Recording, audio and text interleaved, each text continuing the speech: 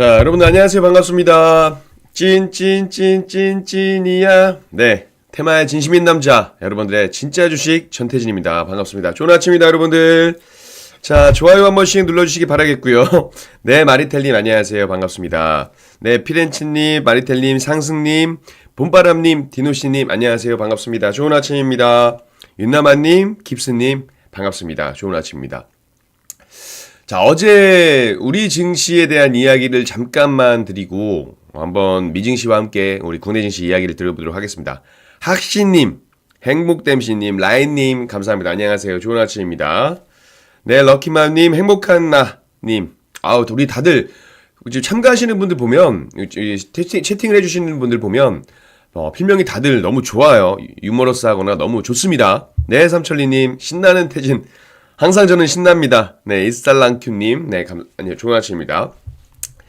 일단, 네, 상승님, 안경 출장 갔습니다. 좋은 일 생길까요님, 네, 좋은 아침입니다. 네, 일단 여러분들, 잠깐만 우리가 어제 중요했던 내용들을 하나만 말씀드려보고 시작을 할게요. 뭐냐면, 어제 여러분들, 우리 증시 흐름을 잠깐만 보겠습니다. 자, 어제 말고 엊그제부터 보면, 똑같은 흐름들이었어요. 자, 보세요, 여러분들. 지금 보시고 계신 차트는 코스피 차트고요.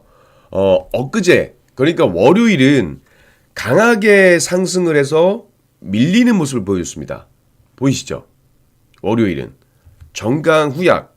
그러니까 따지고 보면은 개인 투자자분들께서 시장이 너무 좋다라고 들어갔다가 밀리면서 손실을 볼 수밖에 없는 그런 흐름이 연출되지 않았나 생각을 하고 있고요. 어제 같은 경우는 아예 시작하자마자 밀리고 막판에 끌어올리는 모습 보였습니다. 자, 그렇다면 전날 손실을 보고 있던 투자자분이 매도를 못했을 경우에 어제 같은 경우는 어떻게 됐겠어요? 시작하자마자 밀려버리게 되면 이 고점에서 매수하신 분들은 저점에서 심리가 어떨까요? 위축될 수밖에 없겠죠. 아마 그래서 물량을 많이 뺏기신 분들도 계실 것 같습니다. 근데 어찌됐건 제가 항상 말씀드렸어요. 큰 흐름에서 저는 시장의 방향을 하락보다는 상승으로 보고 있다라고 제가 진짜 출근길 주식을 통해서 계속 이야기를 드리고 있습니다. 그러니까 제가 뭐 100% 맞진 않겠지만 여러분들 제가 지금 말씀드리고 있는 포인트 그리고 출근길 주식을 통해서 여러분들께 말씀드리고 있는 포인트를 잘 한번 생각해 보셔가지고 꼭 성투하시는 그런 투자자 되시기 바라겠습니다. 아시겠죠? 자, 바로 출발 한번 해보도록 할게요. 네, 오블리비아 때님, 정재훈님 반갑습니다. 좋은 아침입니다. 반갑습니다. 네, 제가 지금 최근에 안경을 이제 벗고 여러분들께 인사를 드리고 있습니다. 어색할지 모르지만 이해 양해 부탁드리고요. 여러분들 좋아요 한 번씩 눌러주시고 그리고 제 개인 유튜브 들어오시면 제가 개인 유튜브에도 영상을 좀 올려드릴 예정입니다. 오셔가지고 나중에는 개인 유튜브를 통해서 라이브도 진행할 예정이에요. 그러니까 오셔서 구독, 좋아요, 알림 설정 부탁드리도록 하겠습니다. 아시겠죠, 여러분들? 네, 반갑습니다. 지금부터 본격적으로 출발을 한번 해보도록 하겠습니다. 자, 일단 어제 미증시의 흐름을 좀 봐야겠죠. 최근에 미증시의 흐름을 보게 되면 혼조세 흐름을 좀 보여주는 모습들이 나오고 있습니다. 그쵸? 다우존스는 좀 강하게 상승 마감을 했고 그리고 다우존스가 밀렸죠. 다우존스가 약보한 마감을 했고 그리고 기술주 중심의 나스닥, S&P 500 지수 정말 강하게 올라가고 있습니다. 일단 기술주들이 올라간다라는 건 긍정적으로 좀 볼 수가 있겠고요. 무엇보다 S&P 500 지수가 또 사상 최고치를 기록을 했습니다. 필라델피아 반도체 지수도 1%가 넘는 대략 2%가 가까운 상승을 보여줬고요. 기술주 중심의 이 필라델피아 반도체 지수가 올라가게 되면 우리가 기대를 해볼 수 있을 만한 게 바로 삼성전자와 SK하이닉스의 강세를 유추해 볼 수가 있겠죠. 물론 이게 완벽하게 맞아 떨어지는 것은 아니지만 그래도 우리가 시장에 대한 전반적인 분위기는 장전에 읽을 수 있는 그런 시장이기 때문에 좀 보시면 좋을 것 같고요. 네, 상수님 깜빡하시면 안 됩니다. 여러분들 좋아요 꼭 한 번만 누르셔야 돼요. 두 번 누르시면 안 됩니다. 제 개인 유튜브 채널도 들어오셔서 구독 한 번만 누르셔야 돼요. 자, 일단 이렇게 맵을 좀 보면 마이크로소프트가 감원 소식이 좀 나오게 되면서 약보한 마감을 했고요. 애플, 엔비디아, 오라클도 강했고 구글도 강했습니다. 무엇보다 테슬라가 어제 제가 그 테슬라 인도량 발표가 있다라고 말씀드렸었는데 인도량 발표가 전망치 그러니까 하회한 것에 비해서는 굉장히 강하게 올라왔어요. 정치적인 리스크에 대한 부분들도 분명히 있었는데 일단 인도량에 대한 부분들은 시장에서는 이제 테슬라가 중국에 대한 점유율이 바닥을 찍고 이제 반등할 수 있는 모멘텀이 있는 것이 아닌가라는 기대감이 나오면서 강하게 올라왔던 부분들이고요. 네, 딩구님도 반갑습니다. 간략하게 말씀을 좀 드려보도록 할게요. 일단 미징씨는 혼조세 마감을 했습니다. 혼조세 마감을 했어요. 여기에 어제 지표들이 좀 몇 가지가 있는데 이제 ADP가 발표한 6월 민간 고용 보고서 보면 민간 부문 일자리가 33,000명 정도 감소한 것으로 나왔습니다. 그러니까 2023년 3월 이후 처음으로 감소 전환한 수치고 시장 예상치는 95,000명 정도였거든요. 95,000명 증가를 크게 좀 하회했죠. 33,000명이면. 그쵸? 33,000명 감소니까. 연준이 이 인플레이션, 제가 연준이 중요하게 보고 있는 게 뭐라고 했죠? 인플레이션 지표와 고용 지표라고 말씀드렸습니다. 그러니까 최근엔 연준이 인플레이션보다 고용 지표에 주목을 할 수밖에 없을 것 같아요. 그쵸? 그래서 지금 이 고용 지표에 나온 이 수치가 어쩌면 터닝 포인트가 될 수 있지 않을까 저는 생각을 하고 있고, 이제 앞으로 나올 6월 비농업 부문 고용 지표 발표가 우리가 좀 주목을 해볼 필요가 있습니다. 일단 시장은 11만 명 증가를 예상하고 있고요. 이제 월가에서는 이제 공식 고용 지표가 만약에 부진하게 나온다면, 그동안 연준에서는 고용 지표가 탄탄했기 때문에 금리 인하에 대한 부분들을 배제했었거든요. 근데 그렇다면 이제 고용 지표가 부진하게 나온다면 페드의 연방준비, 그러니까 연준에서 아마 FOMC 금리 인하를 단행할 가능성이 커질 수 있다라고 기대감을 가지고 있습니다. 물론 이제 9월 달에 금리 인하에 대한 부분들이 좀 더 가장 강하긴 하지만 이런 부분들이 나오면서 혹시나 7월 달에 금리 인하를 하지 않을까라는 전망도 나오고 있어요. 그래서 패드워치에 따르면 이제 20.7%에서 23.3%로 소폭 상승을 했습니다. 근데 저는 개인적으로 9월 달에 하지 않을까라는 생각을 하고 있어요. 파월 의장이 트럼프 관세 정책이 없었다면 이미 금리 인하를 했을 것이다 라고 이야기를 또 했었던 부분이 있기 때문에 어쩌면 고용 지표가 굉장히 좀 부진하게 나오면 파월 의장이나 연준에서도 금리 인하 7월 달에 이루어지지 않을까라는 전망은 하고 있습니다. 그건 그렇고 일단 어쨌든 어제 미국 증시에 대한 부분들 지금 고용 지표가 나왔고요. 그리고 미국이 베트남과 합의를 했죠. 무역 협상을 했습니다.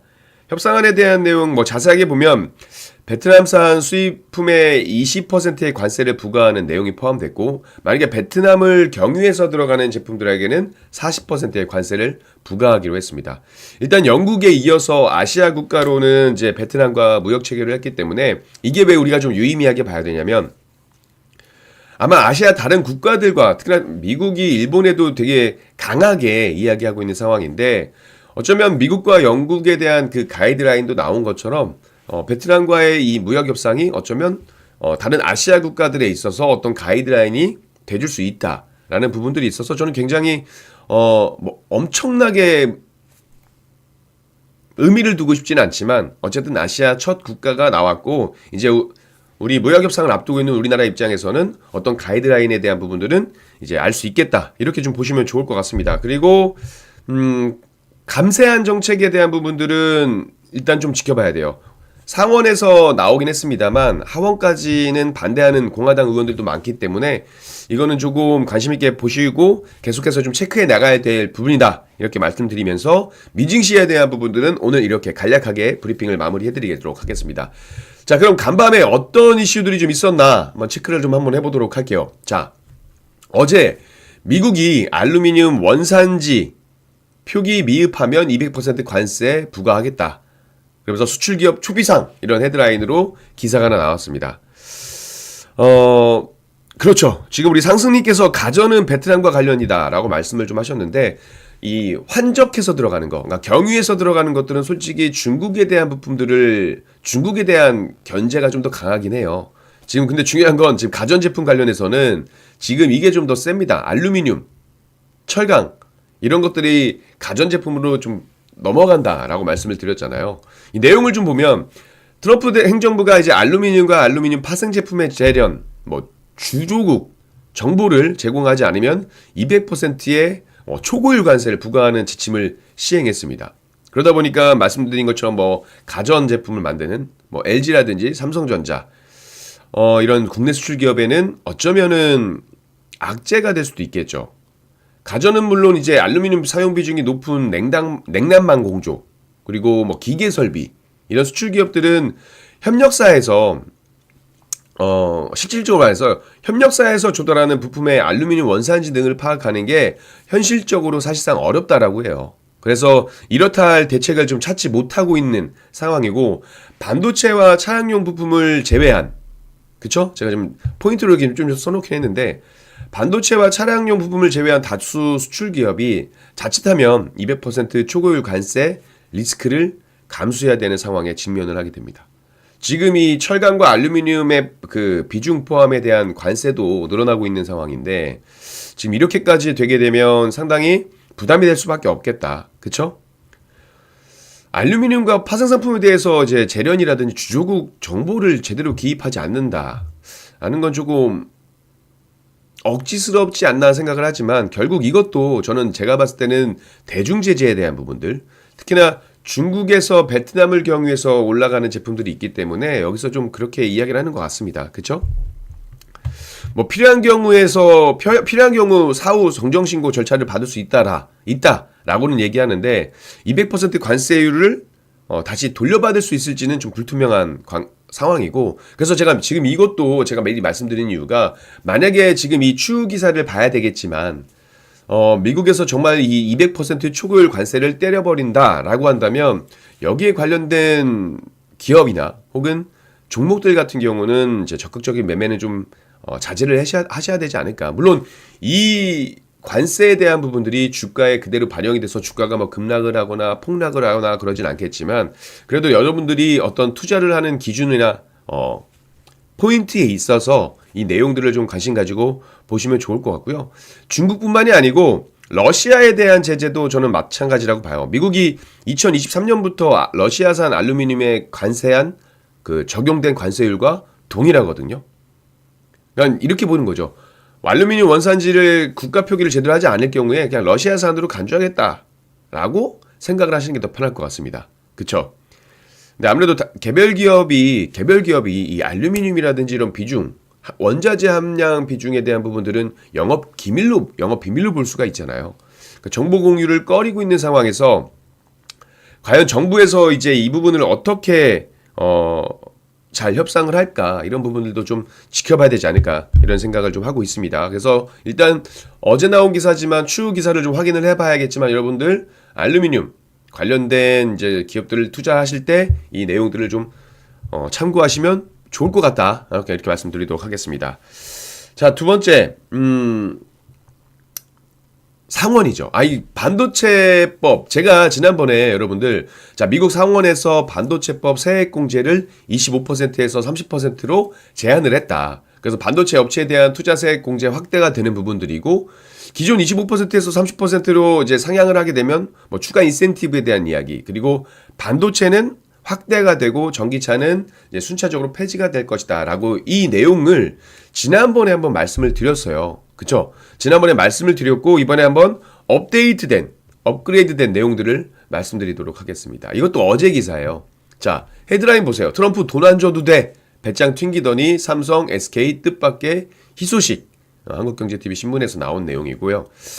참 어떻게 보면 트럼프 감세 법안에 통과가 되면서 이런 반도체 기업들의 호재가 나올 만한 일이 얻어 걸렸다라고 하긴 좀 그렇지만 하여간 지난번에 말씀드렸던 내용의 연장성산이고 그리고 반도체 하면 또 SK하이닉스가 또 우리나라 기업의 가장 큰 포인트가 되니까 이 부분도 좀 관심 있게 보셔야 되지 않을까 생각이 되고 있습니다.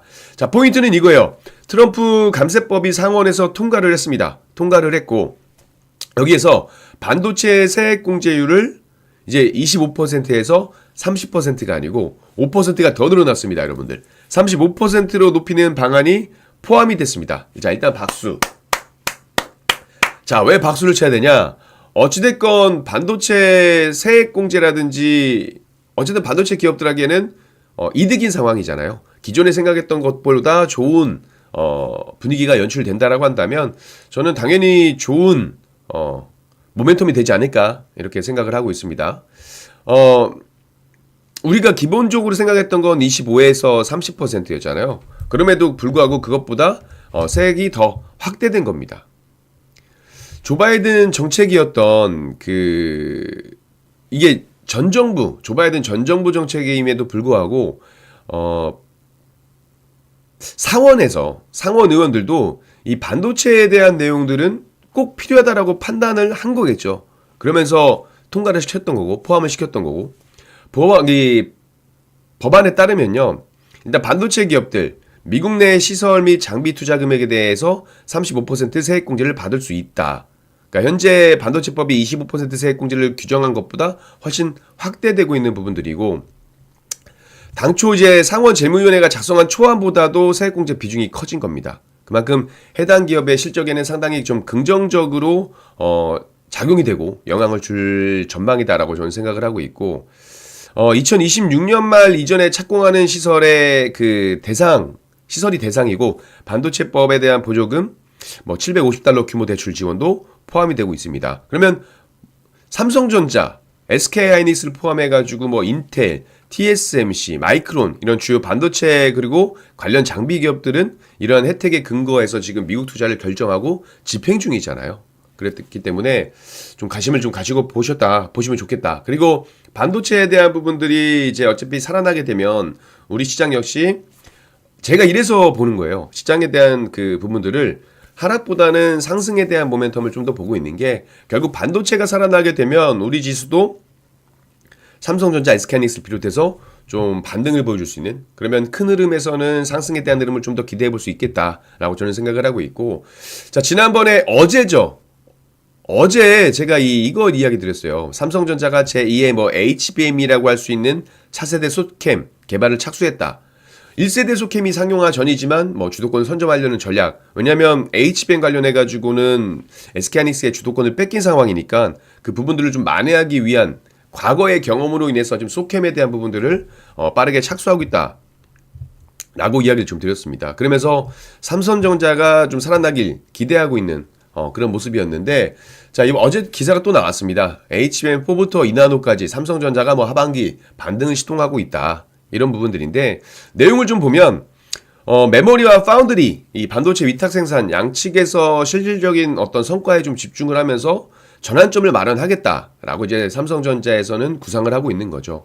아무래도 올 상반기에 AI 수요, AI라는 포인트는 정말 대단합니다. 이거 꺾이지 않을 것 같아요. 결국 AI라는 것을 중점으로 가장 이 정점에 있으면서 여기서 파생되는 것들이 아마 움직임이 계속 되지 않을까, 이런 생각을 하고 있습니다. 어찌됐건 AI 수요 급증이 올라갔어요.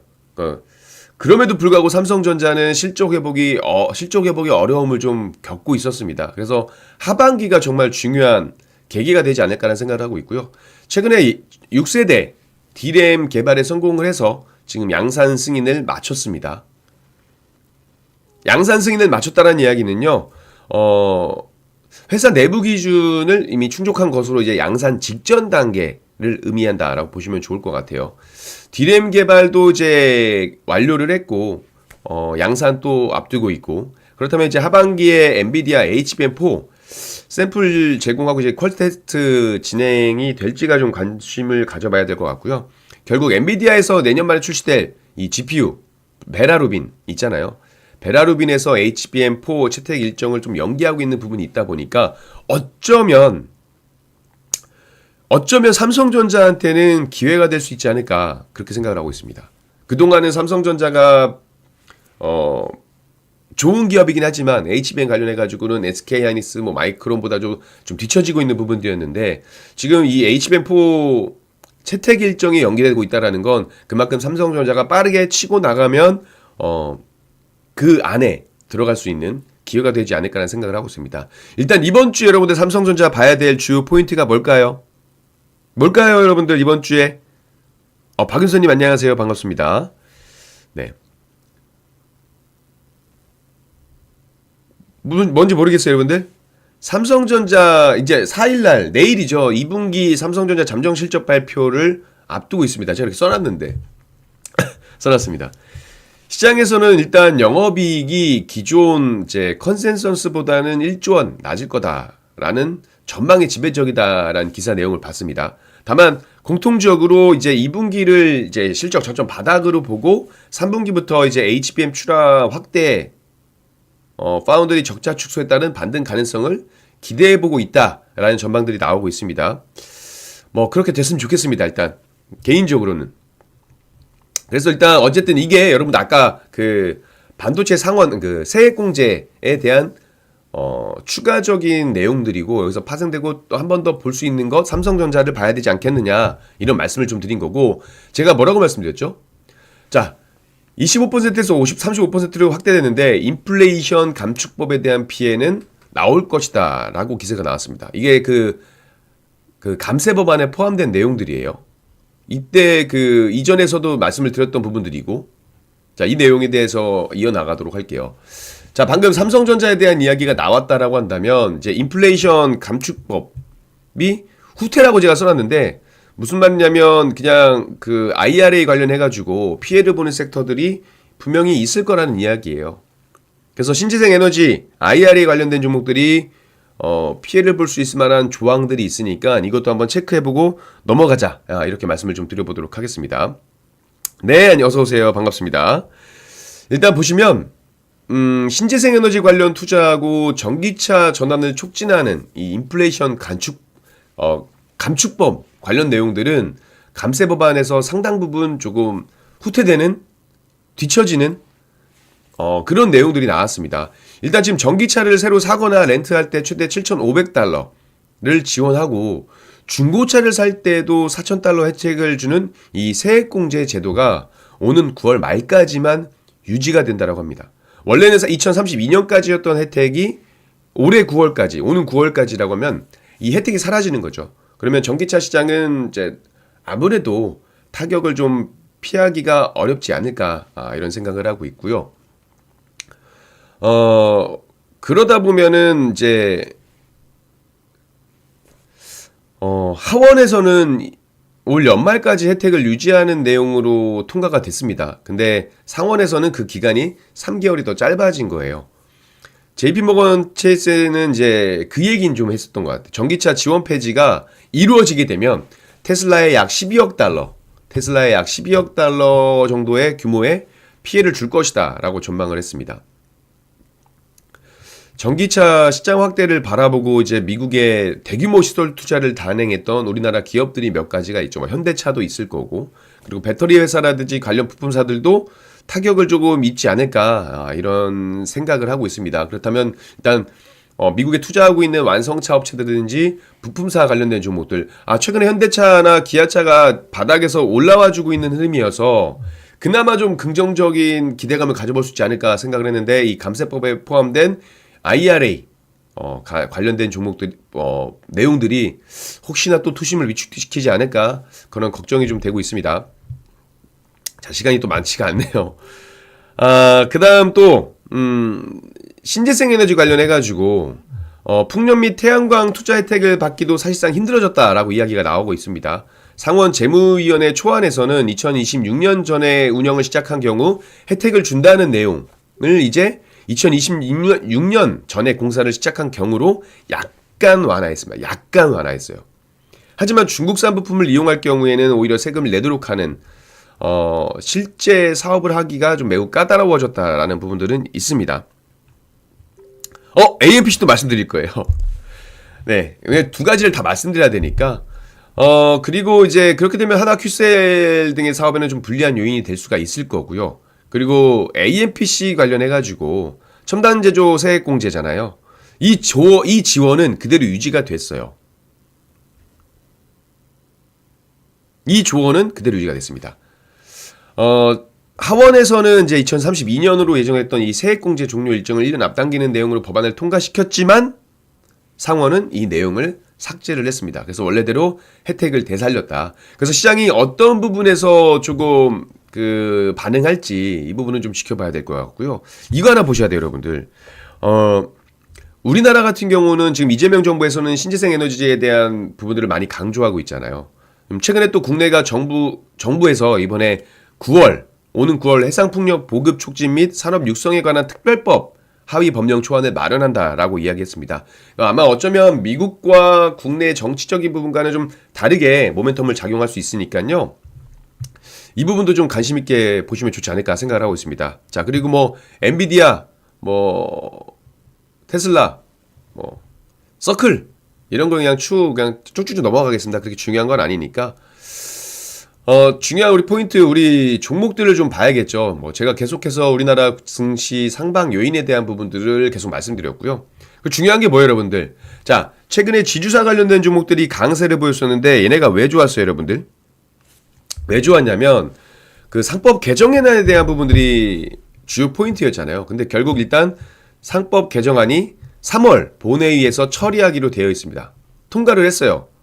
그러니까 오늘이잖아요, 오늘. 이재명 정부 들어서 이제 코스피가 뭐 3년 6개월 안에 뭐 3,000포인트를 회복을 했고 주식시장에서 상당히 좀 어떤 그동안 위축되었던 부분들이 해소가 됐습니다. 정치적 불확실성이 해소가 되면서 그리고 또 대선을 통해서 증시 부양책이라든지 경기 부양책이 나오면서 이 모든 모멘텀들이 나오면서 국내 증시가 상당히 좋았습니다. 근데 그럼에도 불구하고 주도주의 순환매라든지 개별 종목들의 움직임이 나와주면서 실질적으로 개인 투자자분들께서 수익을 내기는 어려운 시장이었던 것도 맞는 것 같아요. 그쵸? 근데 어찌됐건 상법 개정안이 통과를 됐고 중요한 건 뭐예요? 여야의 다툼이 아닌 여야의 공감대가 형성이 되고 합의를 한 결과다. 물론 이제 1,400만 우리 개인 투자자들의 표심을 의식한 부분도 없잖아 있을 거라고 생각을 하고 있습니다. 어찌됐건 여기에 대한 내용들이 나왔고요. 저는 이렇게 보고 있습니다. 민주당의 어떤 일방적인 그 독주 체제보다는 협치로 인한 1호 민생 법안을 타결시켰다. 여기에 좀 우리가 유의미한 부분들이고 그래서 결국 이거예요. 여야가 다툼 없이 이루어지니까 상법 개정안도 잘 가네? 라는 거잖아요, 여러분들. 자, 여러분들 좋아요 한 번씩 눌러주시고. 자, 그러면 우리는 어떤 종목들을 좀 관심 가지고 봐야 되느냐? 자, 여야 다툼이 없는 종목들 봐야겠죠.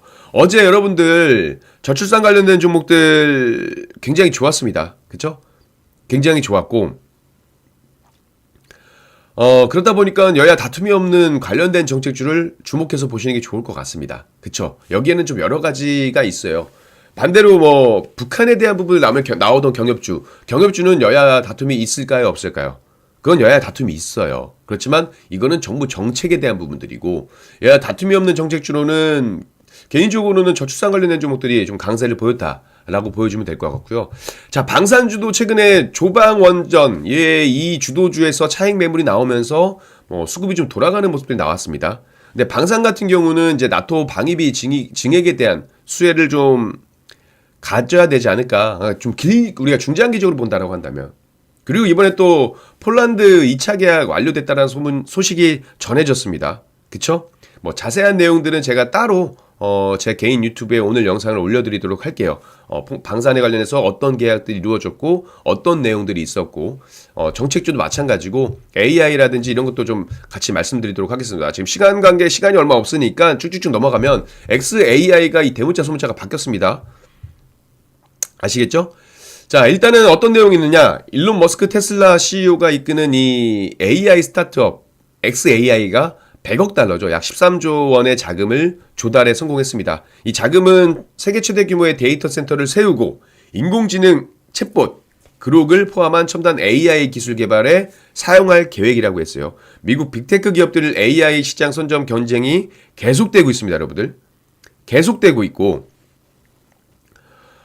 치열해지고 있어요.